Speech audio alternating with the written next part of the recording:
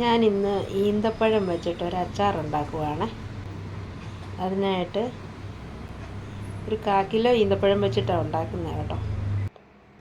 ഈന്തപ്പഴമൊക്കെ നല്ലതുപോലെ കഴുകി നല്ലതായിട്ട് തുടച്ചതിന് ശേഷം അത് ചെറുതായിട്ട് അരിഞ്ഞ് കേട്ടോ. അരിഞ്ഞത് കാണിക്കാൻ ഞാൻ കടുകിട്ട് നല്ലെണ്ണ ഒഴിച്ച് കടുകിട്ട് നമ്മുടെ ഉലുവായും ഇട്ട് ഒന്ന് പൊട്ടിക്കുക.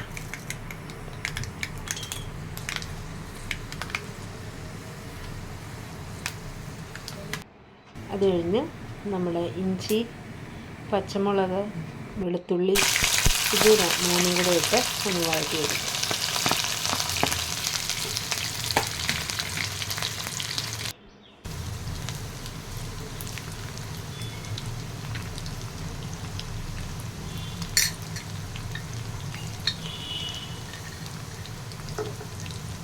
അതൊന്ന് വഴന്ന് വരുമ്പോഴത്തേക്കും നമുക്ക് മുളക് പൊടി ഇടാമേ ആവശ്യമുള്ളത്. ഞാനൊരു 1.5 സ്പൂണ് മുളക് പൊടി ഇടുന്നുണ്ട്.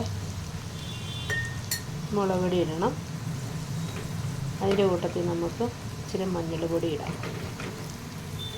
എന്നിട്ട് അതിൻ്റെ പച്ചമണം മാറുന്ന വരെ ഒന്ന് നമുക്ക് മൂപ്പിച്ചെടുക്കാം. നമുക്കതിനകത്ത് ആവശ്യമുള്ള ഉപ്പും കൂടി ഇടാമേ. അത് കഴിഞ്ഞിട്ട് ഇതുപോലെ ചെറിയ പീസായിട്ടാണ് ഞാൻ അരിഞ്ഞു വെച്ചിരിക്കുന്നത്. അത് നമുക്ക് അതിനകത്ത് ഇട്ട് ഇളക്കാം. അതിന് ശേഷം നമുക്ക് ഗ്യാസ് ഓഫ് ചെയ്യാം. ആ സമയത്ത് നമുക്ക് അതിൻ്റെ കൂട്ടത്തിൽ ഇച്ചിരി കായപ്പൊടി ചേർക്കാം.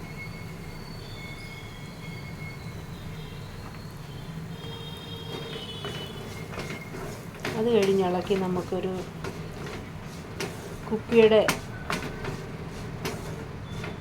കുപ്പിക്കകത്ത് നമുക്ക് ഇട്ട് വയ്ക്കാമേ. എപ്പോഴും അച്ചാർ കുപ്പിക്കകത്ത് ഇട്ട് വയ്ക്കുന്നതാണ് നല്ലത്. എല്ലാവരും ഒന്ന് പരീക്ഷിച്ച് നോക്കണേ. എൻ്റെ ആദ്യ പരീക്ഷണമാണ്. അത് കഴിഞ്ഞിട്ടൊരു 3-4 ദിവസം കഴിഞ്ഞിട്ടേ ഉപയോഗിക്കാവൂ കേട്ടോ. കുഴപ്പമില്ല, നല്ലതാണ്. എല്ലാവരും ഒന്ന് പരീക്ഷിക്കുക കേട്ടോ.